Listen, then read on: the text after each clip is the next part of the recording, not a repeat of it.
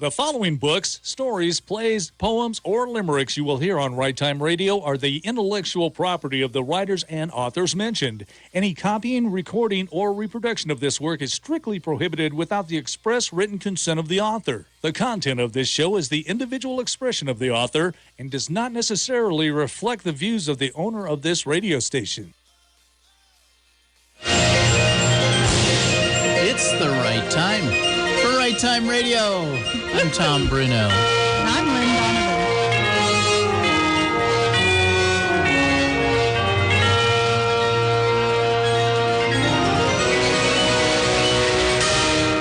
Welcome back to Right Time Radio every Friday morning at 10 o'clock live from the KRLN studios. Today we have with us a great guest you're going to be so excited to hear. All these, Yeah. This is not a fiction story. It's from Tracy Beach. Hi, Tracy. Hi. Hi. Oh, I was just fascinated with all the stories that Tracy was telling us during rehearsal today. Just based on her research alone. Yeah. Holy cow. Her research. So we're going to have her read an excerpt. What are you going to be reading from, Miss Tracy? I'm going to be reading from my upcoming book called The Night of 1,000 Heroes, which is the true story of the 1921 flood in Pueblo. Is it a night or the night? I think it's going to be The Night. We're editing the title as we go. Because you have 8 seconds to catch your attention. So all you listeners and readers out there, please have a longer attention span so I can get my titles across. So anyway, The Night of 1,000 Heroes. And these are stories about what? You tell us. Well, back in 1921, in June 3rd, it started, and there was 3 floods that hit Pueblo in 3 days, raising the water up to 16 feet. If you think about Pueblo, it's kind of like a bowl. There's not really anywhere for the water to go once it enters, and so it just kept getting higher and higher and killing hundreds of people. Yeah, and she really did some incredible research. Yes. Really dug into the individual stories of the people that were there, saving other people, and you're going to just find this fascinating, the reading, and then we're going to talk. Tracy's talking with us beforehand. I didn't do any talking, I just listened. Because it was so interesting. Yeah, it was fascinating. And so we're going to do some more of that talking, and she's going to just tell us about some stories after she reads. But the first half hour, we're going to get some reading in. We are. But let me tell you a little bit about Tracy. Tom, do you know Tracy very well? No? Not you don't? Well, you will we've met several times You now. will after this. Tracy Beach was raised in Salida, Colorado, and she is the author of The Tunnels Under Our Feet, Colorado's Forgotten Hollow Sidewalks, My Life as a Whore, the biography of Madame Laura Evans, Frozen to the Cabin Floor, the biography of Baby Doe Tabor, which she actually has read on our show, and Michael, her first true crime book, which documents a family of serial killers from Stratton, Colorado. Currently, Tracy is finishing a second Tunnels Under Our Feet book, as well as this book entitled The Night of 1,000 Heroes, which is a chronicle of the true story of the 1921 Pueblo, Colorado flood. And we also want to let you know that Tracy is the author of the month at Kaleidoscope this afternoon. This is our first Friday of the month, and the downtown first Friday of the month, hashtag Together We Grow. So she will be at Kaleidoscope at 5 o'clock, correct? Till about 7. And there's some other surprises there that I can't tell you, so you need to go out there and... They told us. Didn't they say they'd tell us this morning? So, sorry. Excuse me while I gag Tom here. I'll just go ahead and tell you. He can't keep secrets. Here's what the secret is. No. So be sure to go to Kaleidoscope. It's downtown Canyon City, 6th and Main. You can't miss them. And they're so much fun to go there. The Pam and Patty that own it. You know what it is? Are so awesome. And they've got all kinds of treats. They always have some kind of catered food and slushy drinks, and and sometimes they have Papa Pizza. And they have that apple orchard beer, and anyway, it's just all kinds of stuff. Lots of fun. Yeah. So, Tracy, why do you write about such weird things? Yeah. Well, I was raised in a time of Ripley's Believe It or Not and Indiana Jones and Unsolved Mysteries, and I just don't like boring things. That is for sure. And this stuff is no exception. These are very exciting things that you're going to read about. Why don't we jump into it? Because we've got about 3 or 4 minutes. Yeah, let's do that. So she's actually going to read from her chapter 7. So recognize that this is like in the middle, but it's like really, really fun part. Not fun, but you know what I mean by fun. Interesting. Entertaining, interesting. Can I introduce what's going on? Sure, do that. Yeah, and this for is us. from The Night of 1,000 Heroes. Yes. Now, with this being chapter 7, I'll give you a little backstory. At this moment, we have 2 passenger trains, the Missouri number 14 and the Denver and Rio Grande number 3. They had left flooded Union Depot. They were heading to the Santa Fe train bridge to cross over in order to leave Pueblo before anything happened.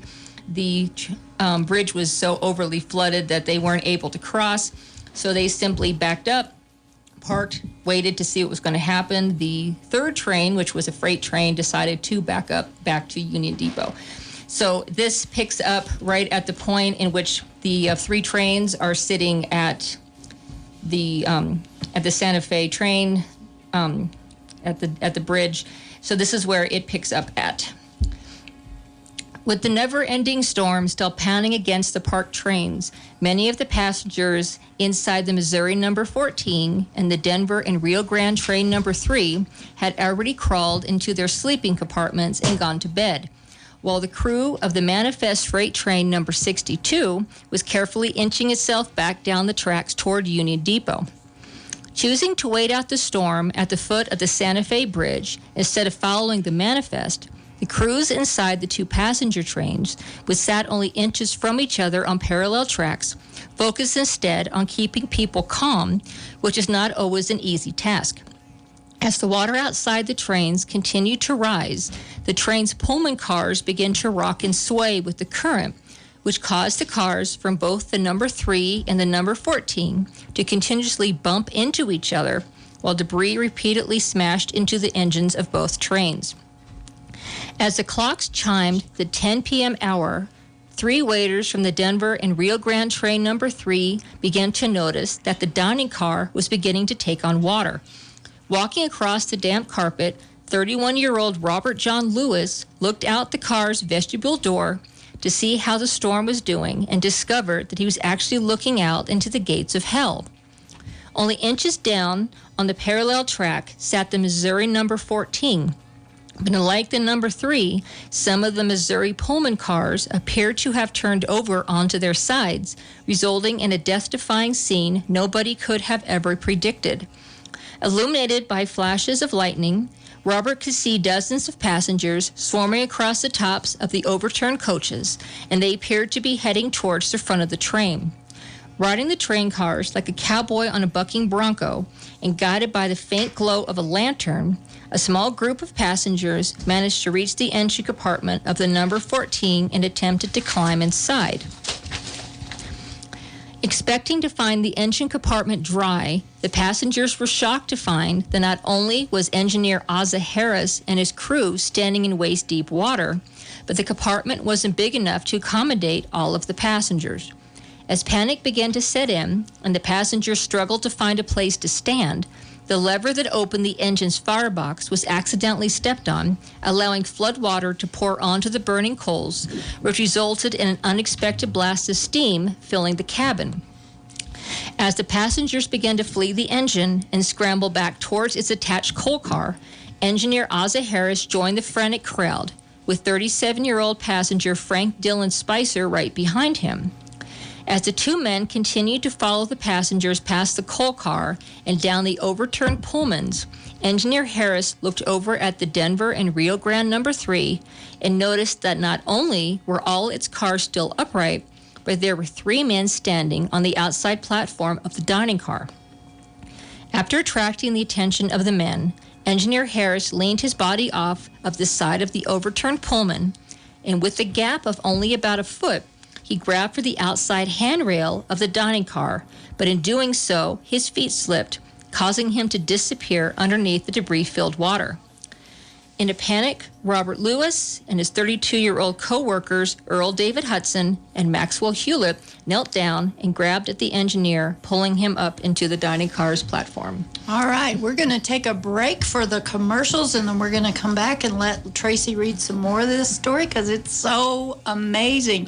Her research is phenomenal, and we're going to talk about that process on our section after that. Right. So now for our commercials. Thank you, Carrie.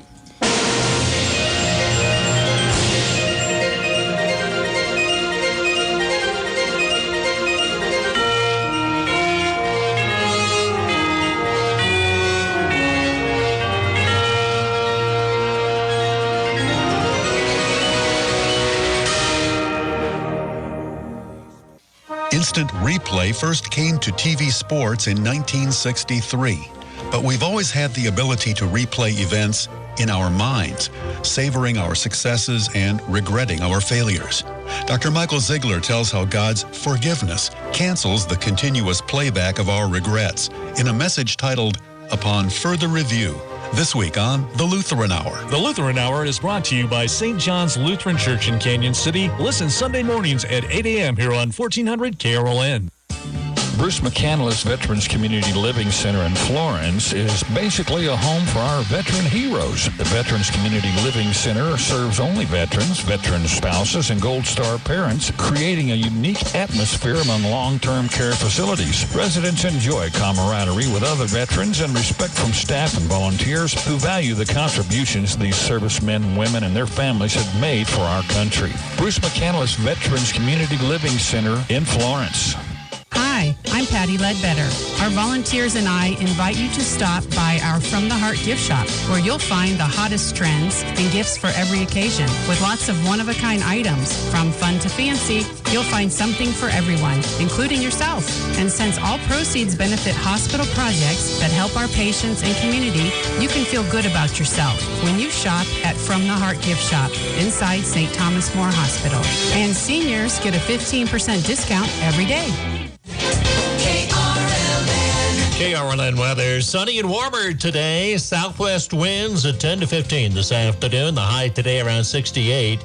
Partly cloudy and breezy tonight, the low near 36. Then mostly sunny and breezy tomorrow, the high around 70. 25 was our low this morning after a high of 56 yesterday. Currently, we have 55 degrees at the weather station. Talk Radio 1400, KRLN.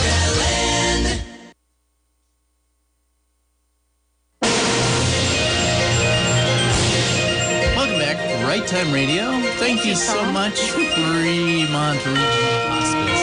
You're going to sponsor our show, and if you want to be a sponsor for the show, please call the radio station at KRLN. We're back with Tracy Beach. She's going to continue reading from The Night of 1,000 Heroes. Robert Lewis and his 32-year-old co-workers, Earl David Hudson and Maxwell Hewlett, knelt down and grabbed at the engineer, pulling him up onto the dining car's platform. Looking back over at Frank Spicer and motioning for him to reach for Robert's hand, the Pullman cars from the number 14 suddenly began to twist and groan as the train's waterlogged engine suddenly capsized, quickly throwing Frank Spicer into the water, along with almost 30 other passengers. Desperate to help, the waiters from the number 3 attempted to pull the passengers aboard, with Robert Lewis even attempting to jump into the water to save a little girl, but the strong current proved too much for them, and the passengers slid right out of the waiters' hands. As Frank Spicer was washed downstream, he was able to grab hold of a large piece of wood, which he clung to for only a short time, as a large log soon knocked it out of his arms. As Frank frantically tried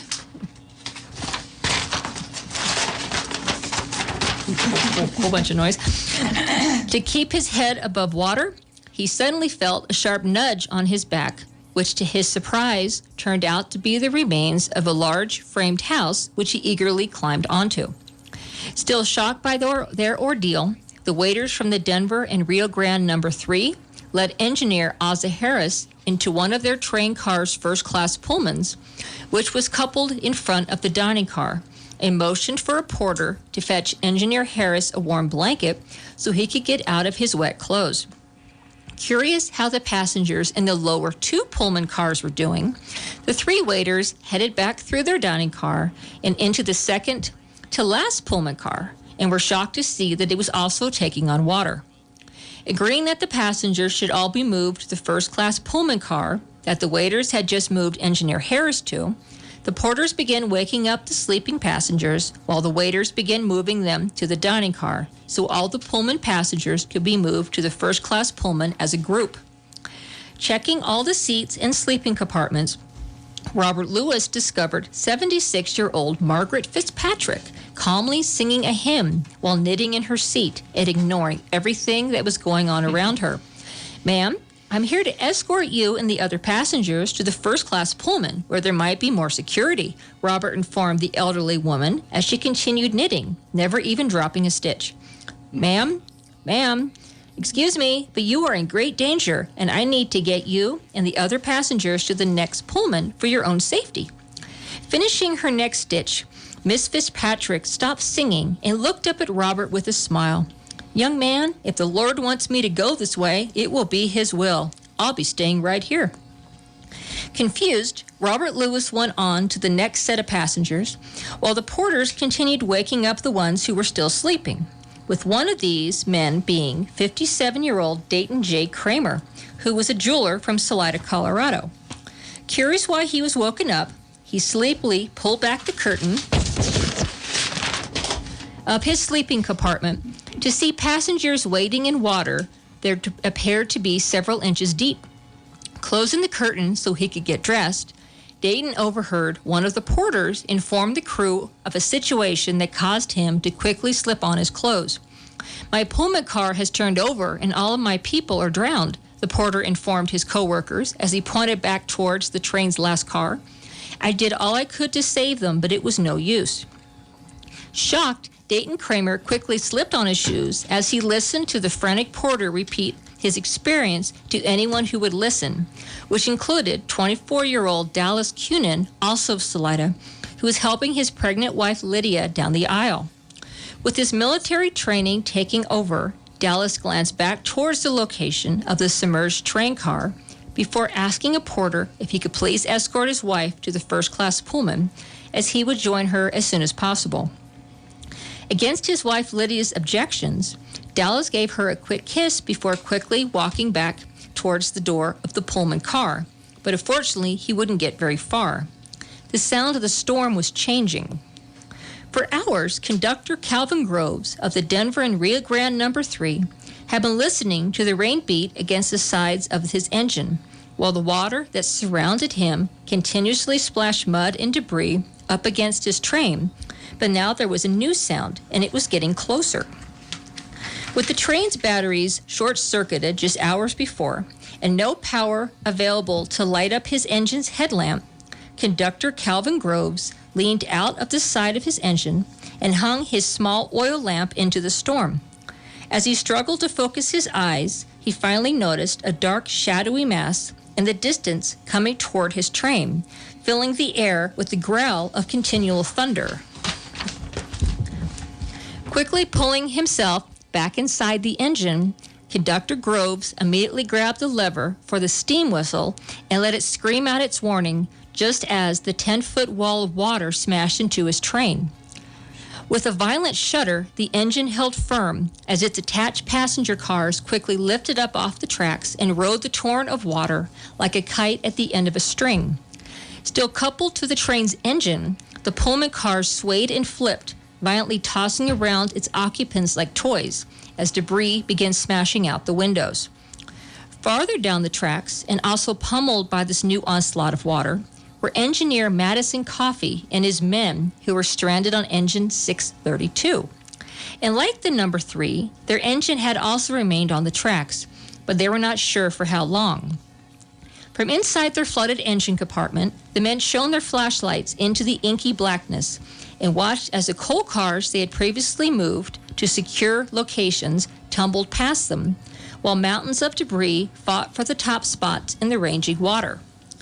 Climbing out onto the engine's coal car for a better view, the men sat and watched as driftwood, parts of wooden structures, and furniture blazed past, with some of the debris violently smashing into the side of their engine, threatening to push it over, which is when they heard the dog. Shining their flashlights out into the turbulent water, the men finally spotted a large dog clinging to a pile of debris, yelping and crying as he held on for dear life.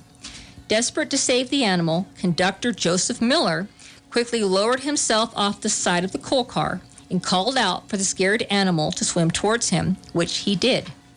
Headed towards the sound of his voice, the waterlogged dog eventually got close enough for the conductor to grab his collar and give the dog a tug.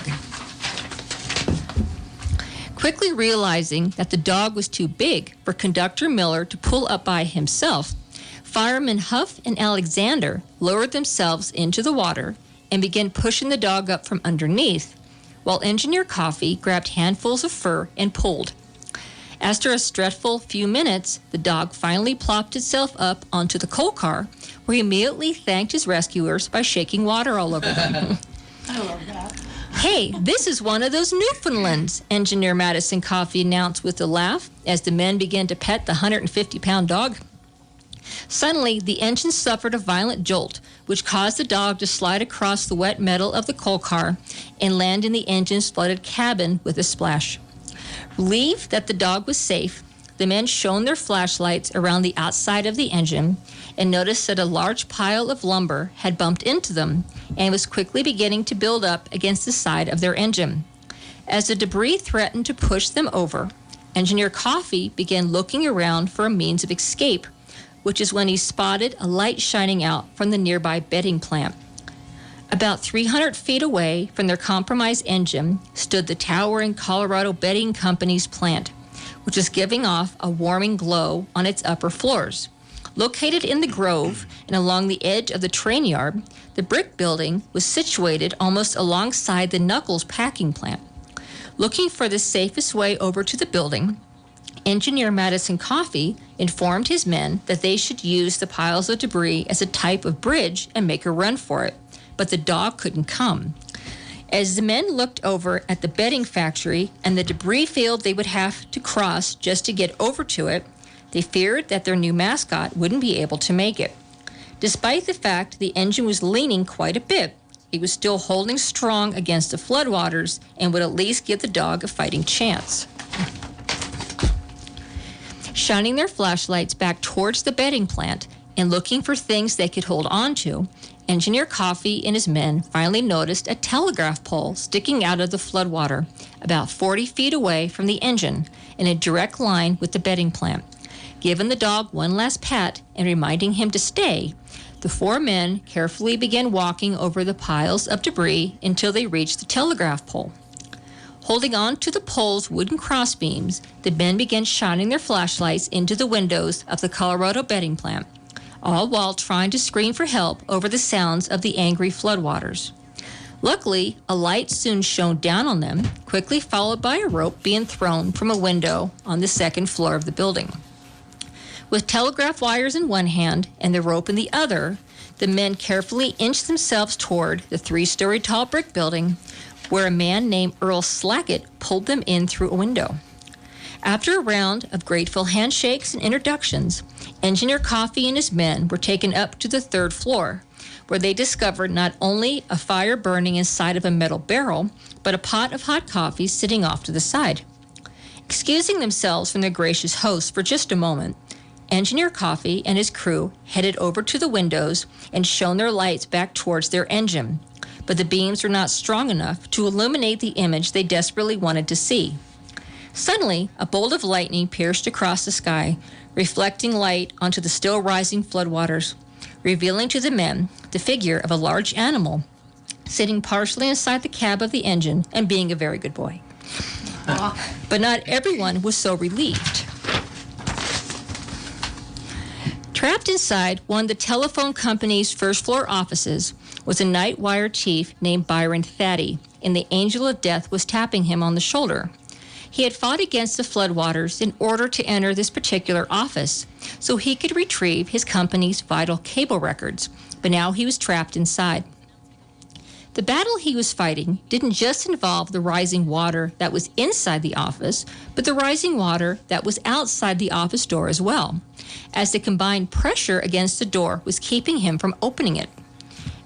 As he climbed back up on top of the desk, holding his homemade oil lamp with one hand and the binders that contained the cable records in the other, he realized that he simply had to be patient.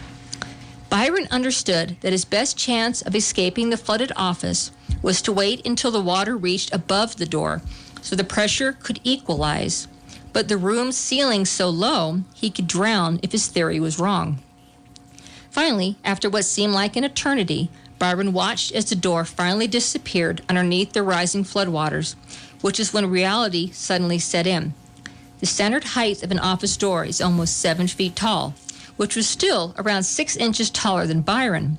And the entire time he had been waiting, he was standing on top of a desk, which had allowed him to hold his homemade oil lamp up out of the water. In order to reach the office door, Byron would not only have to get off the desk, but swim over to it, which would extinguish his lamp, throwing the entire room into complete darkness. But as Byron glanced around the flooded office, he realized that the water inside the room was still rising, which meant that soon the water would be up to the ceiling and he had run out of options. With a tight grasp on the binders, Byron Thaddy let go of his oil lamp and watched as his only source of light quickly sank into the water before he pushed off from the desk and began swimming towards the direction of the office door. Feeling around in the now pitch-black room, Byron located the top edge of the doorframe, took a few deep breaths, and dove down into the water, using the frame as his guide in his quest to find the doorknob. Following the frame of the door with his free hand, Byron blindly grabbed hold of the doorknob, turned it, and gave the door a push, relieved that it easily allowed his exit.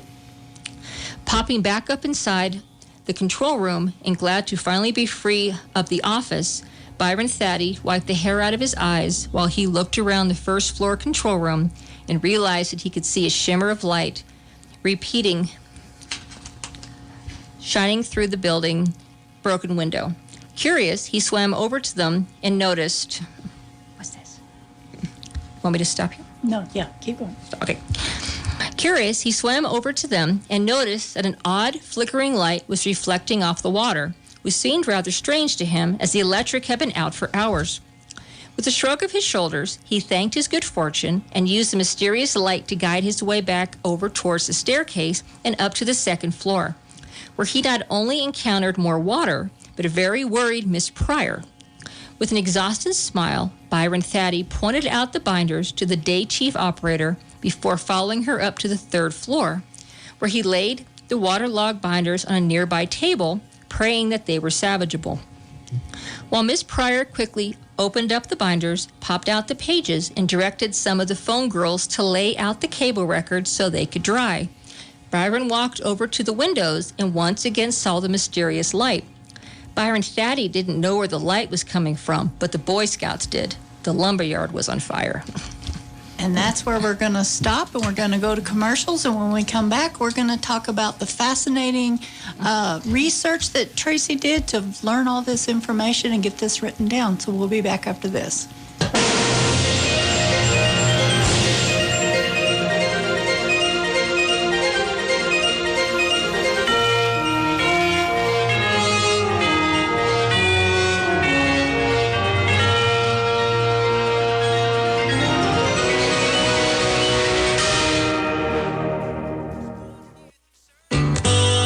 This is Pastor Mike Wooldridge from Living Word Foursquare Church, inviting you to listen in to our new program called The Living Word on 1400 KRLN at 9 a.m. every Sunday morning. Our messages and lessons are right out of the Bible. We are a non-denominational church who believes in the written word. Join us for Sunday worship and fellowship at 10 a.m. at 1710 Mariposa Road in Canyon City. And tune in every Sunday at 9 a.m. to 1400 KRLN.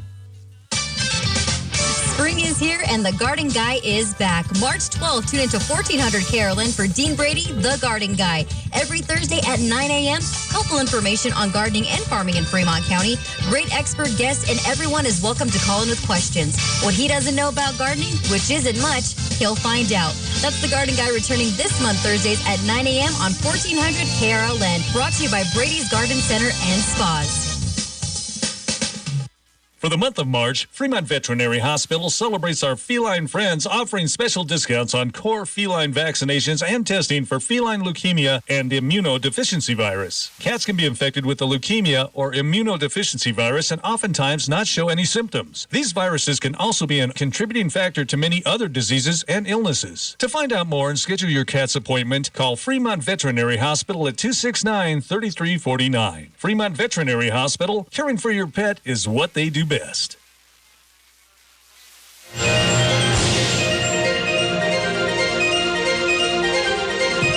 Welcome back to Right Time Radio. Our guest today is Tracy Beach with The Night of 1,000 Heroes, about the 1921 flood in Pueblo. And, oh my gosh, there were so many different stories. I wanted you to expound a little bit about what happened on that train with the gentleman Dallas who found out that there were still cars submerged. Can you explain a little bit more about that? Yeah, when I was doing my research down at the History Society, they have piles of interviews that were done with the survivors, and there's also thousands of newspaper articles that also interviewed the survivors, which is where I was able to get all my cool information from. Yeah. Well, Dallas he had been in the military. He was in reserve, so he never saw battle. And when he found out that the train car would submerge, he ended up climbing up on top of the dining car, walked over to the last Pullman car, which was still submerged under a couple feet of water. He then kicked out one of the windows, and he stuck his head in, discovered that everybody was still alive and that none of the windows had broken out until he kicked open one, and it was a huge air pocket. So he started pulling out all the passengers, ended up pulling out 40, didn't lose any of them. Wow. 2 of the ladies ended up refusing to come out. He had to dive into the now partially full train car and pretty much get your butts out of this damn car. You're going to die. And so he was able to get everybody out, but in the meantime, he was scaring everybody because kicking out the window, he had sliced his arm open and didn't realize it. And every time he pushed his hair out of his face, because it was pouring down rain, he was actually covering himself in blood.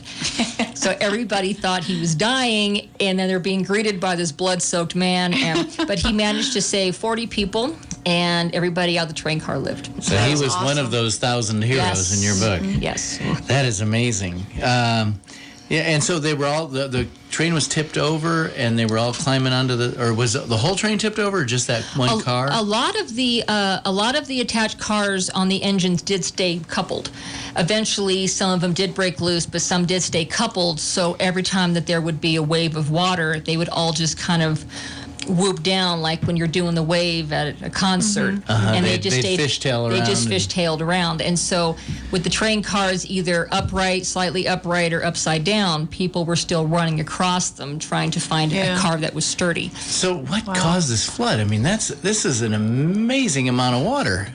It is. There was a flood it was a combination of a couple floods. There was a flood. The first one had come down the Arkansas Pass Canyon. There was also a flood that came down Phantom Canyon. Then there was another flood that came down the Hardscrabble from Wetmore. They all combined together right pretty much at Portland, which flooded Portland to 6 feet of water. That's another one. That's one of the earlier chapters.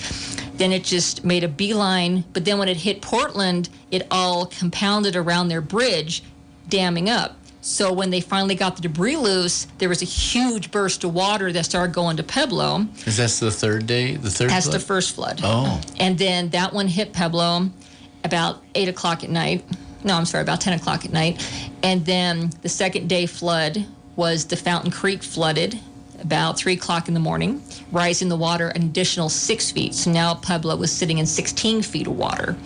Then the third flood, the Schaefer Dam broke and came up and reflooded Pueblo. But Pueblo is like a big bowl. So when the water enters, it can't go anywhere. It has to evaporate. So when this third flood hit, it raised the water even higher because it had nowhere to go. Oh, my gosh, what a mess. Yeah. And so how many people died in this flood? They're not even sure. They found around 100 bodies, numerous people, hundreds of people missing. But a lot of the shanty towns, such as the Grove and Pepper Sauce Bottoms, these are people who weren't even really counted because it was just the shanty towns, and so they pretty much got destroyed. So and they're that not. Was, where the immigrants lived? That's where the immigrants would live that worked down at the train station or at the steel mill. So they weren't sure because entire families would wash away, and they only counted the missing as people who reported them missing. If you have an entire family is gone, there's no one to report them missing. And you had an interesting. They found debris as far as where? Kansas. Kansas, and then just in the and as late as when? As late as the 1950s, they found another flood victim. Some people had bought a ranch up near the Arkansas. There was a side. So this creek. is maybe 30 miles from Pueblo? About 30 or so miles from Pueblo, and some people had bought a ranch, and there was a creek that ran like a side creek off the Arkansas. They were cleaning it up. They found a whole bunch of odd pieces of furniture, baby carriages, and pieces of buildings mixed in with the trees. When they started clearing it out, they found a body. They called the police. They came in, and by the way the skeleton was dressed, they determined it was a 1921 flood victim. Wow. That's crazy. Well, when does this book come out? Oh, it'll be out by the end of the year, along with my second Tunnels book that'll have 17 new towns and locations.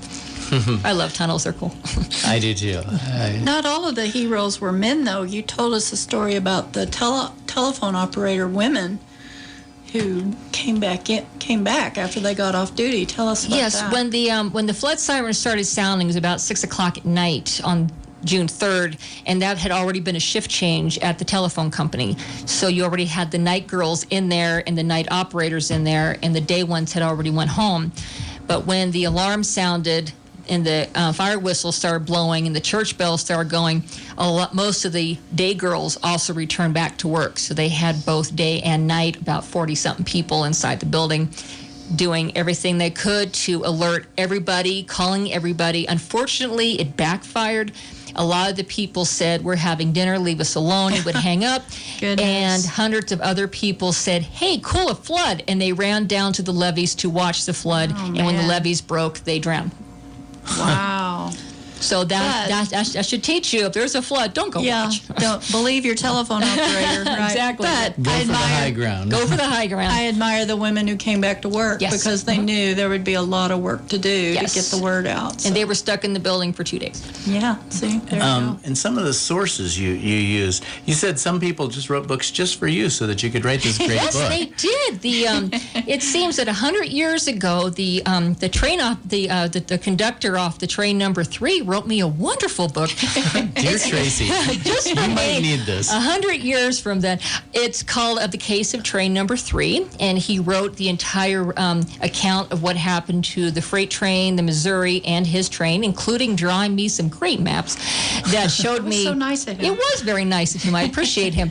The map showed where the trains had started, where the trains ended up when they couldn't cross the Santa Fe. It gave me a lot of details, names of all the conductors, everything that happened. Wonderful. Thank you very much.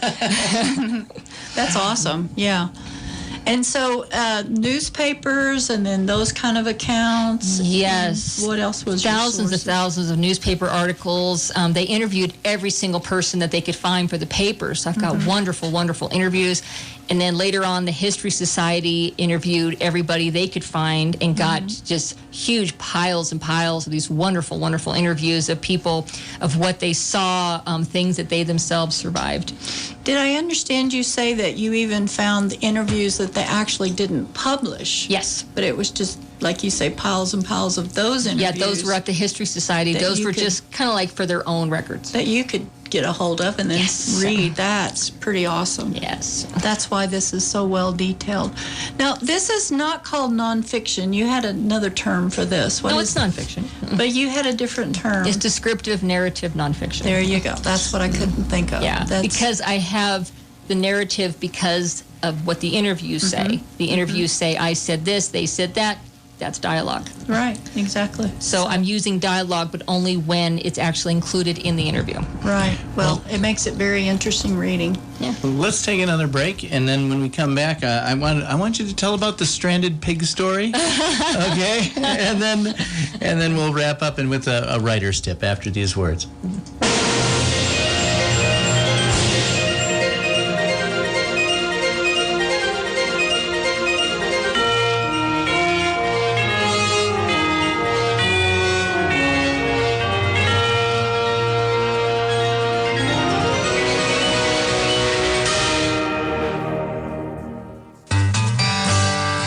Tony Greer at Keller Williams Performance Realty announcing Keller Mortgage exclusively for Keller Williams Realty clients. Keller Mortgage doesn't charge any lender fees, and for loans more than $150,000, they get $1,000 credit at closing to cover your appraisal and third-party fees. They offer competitive rates and order the appraisal day one. You don't close, you don't pay.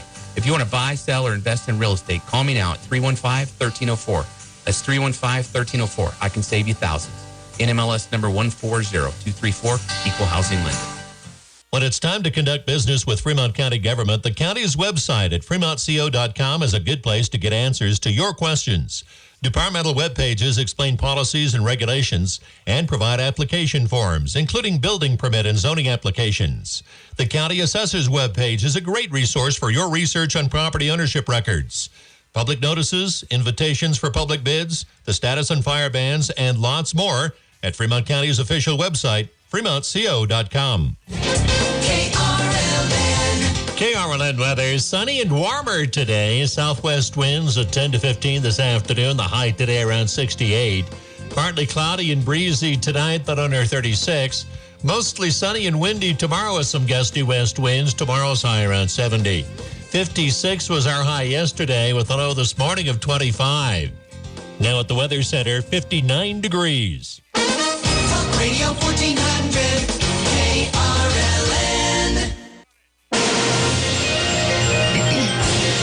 We are back with Right Time Radio, and we are concluding with Tracy Beach's The Night of 1,000 Heroes. And Tracy, this is going to be published when? By the end of the year. By the end of the year. And along those lines, along that time, you're also going to be publishing your second book about the tunnels. Yes. Under the sidewalk. And next year, what are you going to be publishing? Well, over the summer, I'm going to start working on a book called The Fourth Floor, The Ghost of the Stanley Hotel, which is the hotel up in Estes Park that Stephen King based the book The Shining on. That's awesome. So that'll be 2021. Yes. Can't believe I'm even saying that. Wow. That is so Tracy, amazing. You have so many cool ideas from history. All does. from real I don't history. like boring stuff. We love having you here. We learn things. So, the pig story. Okay, Yes. well, this Give is us that one more pig from story. the flood, and then we're going to go on with we're our gonna writing move tip. on. Okay, so anyone who's familiar with Pueblo, you go down Union Avenue and you have the Memorial Hall, which is the big, huge conference concert and area and everything where they had the big stage.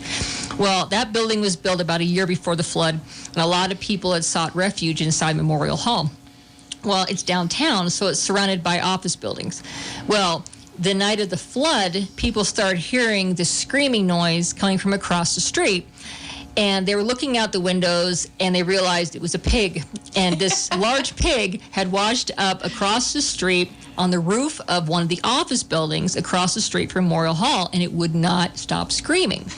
It was just screaming and squealing. So the next morning when the sun came out and the water was still about 12 feet deep, but had settled. It wasn't raging. So there was a fireman who was caught inside Memorial Hall. So they had him go and get a raft, and he then went and rode his raft across the street, grabbed the pig down off of the roof, probably kicking and screaming and biting him the whole time.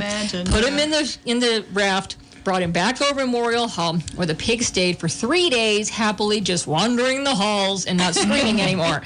Because everybody's like, go get the pig. Oh my God, it won't stop screaming. Screaming, So, yeah. I can't believe they didn't just have him for breakfast. I mean, that would have been, everybody was probably hungry, you know. Probably. They're probably like, he looks real good. Tasty. All right. The book is called The Night of 1,000 Heroes. So look for that one. You can also find Tracy Beach's other masterpieces at places around town. Where do you have them, Tracy? Actually, the only place I have them so far is the Florence Museum, and then Kaleidoscope's going to start carrying them after I do my author day tonight. Yeah. All right. Cool. Fantastic. And then online, Amazon? Oh, yeah, they're all on Amazon. You can also contact me on my Facebook authors page. Okay. So these are fascinating histories. She is going to be at Kaleidoscope this afternoon at 5 o'clock, so you can get some of those books there, right? Yeah. So Get her signature. Oh, yeah, this famous historical historical author. Yeah, and if you buy a book from me in person, you get a pick from either a brass brothel token or a handmade bookmark that actually has some of the silver ore from Baby Doe's Matchless Mine in it. Awesome. But you only get these little trinkets if you purchase a book from me, not on Amazon. That's a great incentive. Great idea. It really is a great incentive. Everybody wants a brass brothel token. Yeah. No Are they still valid? Well, I guess it depends on which area of town you go to. Yeah, All right. Hey, Lynn Donovan. Yes, Tom Bruno. Well, thank you, Tracy. We'll say Tracy. goodbye to you here in a second, but we have a little writing tip. Do you want to cover our writing tip for? We've been doing this the last 3 weeks, and now Lynn's got another one from. This is from Nancy Oswald that we've had on our show before, and one of her tips is 3 things I like to know before I start writing: the main character, what the character is up against, and the endings. And I think that's an excellent way to get started. I think she's a pantser like I am. You're kind of a pantser, and that means that you don't really know what your story's going to say until you've written it, basically. You're writing by the seat of your pants. People who are planners just are terrified of that style of writing, but it just works for most of us.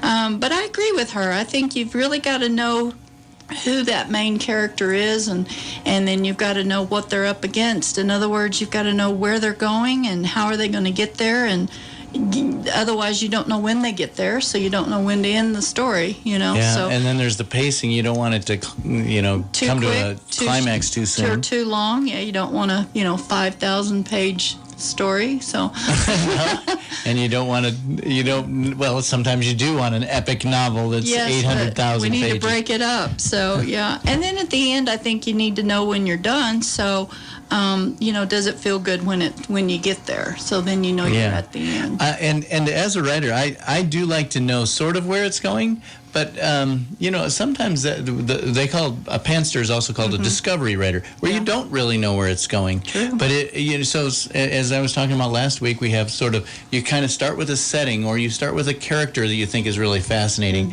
Like Tracy Beach is a fascinating character. She right? is. We should write about her.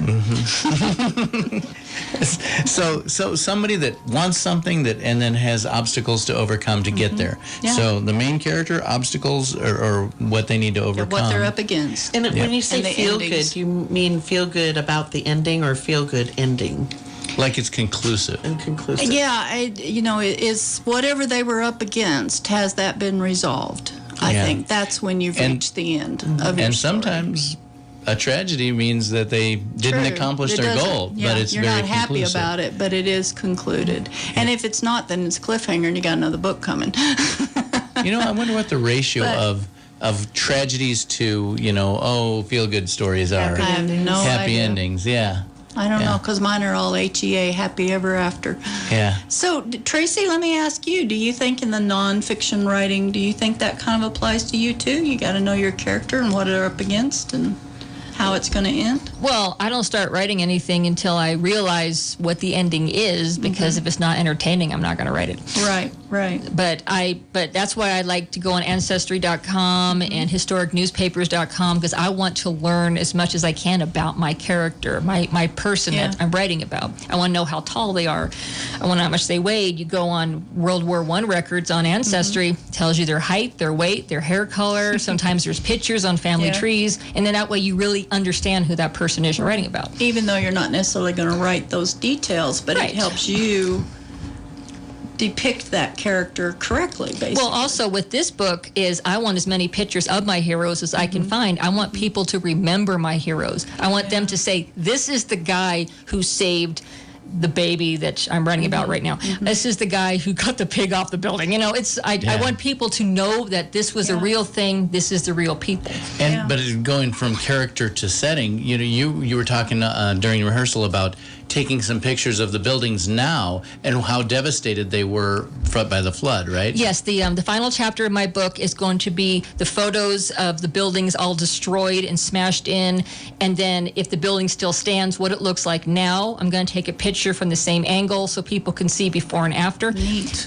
Pryor's furniture was smashed into by a floating train car. The entire side of the 3-story building collapsed. Within a month, the entire building was rebuilt and restocked with furniture, and it's still standing. And it just fascinates me when I'm like, my God, it's still there. I agree. That is fascinating, yeah. Very cool. Yes, it is. So that's Nancy's tip for That's writers. great. Now let's move on because there's another great thing that happened today. Well, there Lynn is. Donovan released another book. I did. And it's a very, very popular series called The Pinkerton, Matchmakers. So what's the title of your book, Lynn? This one is An Agent for Jocelyn. And what's really interesting about this one is I wasn't planning on writing another book in The Pinkerton Matchmaker because we're kind of finishing that series up this year. But in talking to the readers that are involved, this woman's name came across Facebook, and I just love the name. Her name is Jocelyn Schilling Logan. And I contacted her personally on Facebook, and I said, Guy, I love your name. Would you let me use it in a story? And she goes, oh, my God, I'd be so honored. So now we're best friends.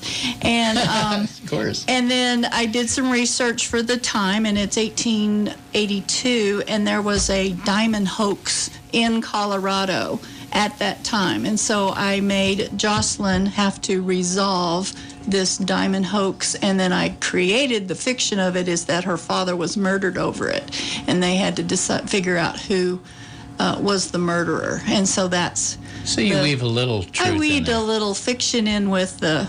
A little fact with the fiction. Little fact with the fiction, and Jocelyn just loves it. I gave her a advanced copy. So a romance. Well, of course it's a romance. Of course it's a romance. The whole series is. Yes, the whole series is. So that released today. It's on Amazon. An Agent for Jocelyn. And Tom just released a book called Entangled with Fairies. Tell us about that. Entangled with Pixies. Oh, you that's had right. The I'm fairies. sorry. I had the fairies. Forgive me. My mind just kind of goes into auto. Yeah, Entangled with Pixies is about these very mischievous. It's book 7 of our series, Beyond the Veil. It's a national series with authors from all over the country. Mm-hmm. And Lynn, of course, is one of the. She and I wrote the first book, and you can get those at Kaleidoscope also. Yes. But then, if you want to get entangled with pixies, with these very mischievous pixies. I like to say mischievous, but that's not a real word. I like mischievous too. Yeah. But these guys, they're always pulling practical jokes, but they're very dangerous practical jokes, and they get killed. Yeah, they do. Not all the in time. The end, they're good guys, so it's a lot of fun. And so they bring together.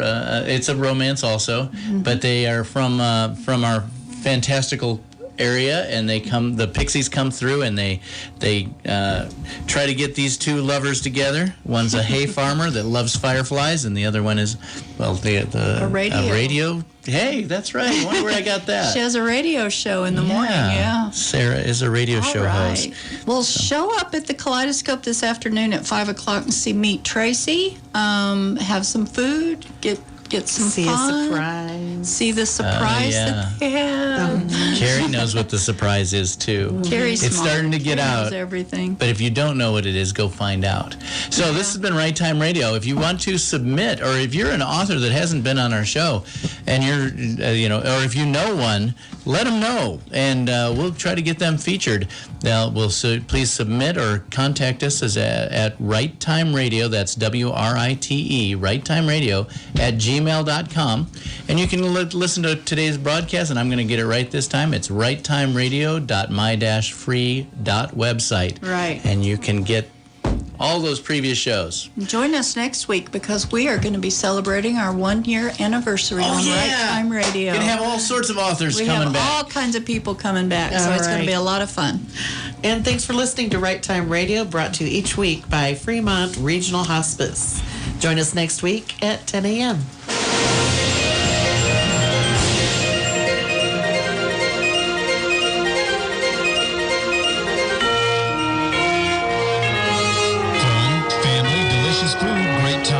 Pizza Madness, 509 Main Street, Canyon City. This is 1400 AM, KRLN, Canyon City, Victor.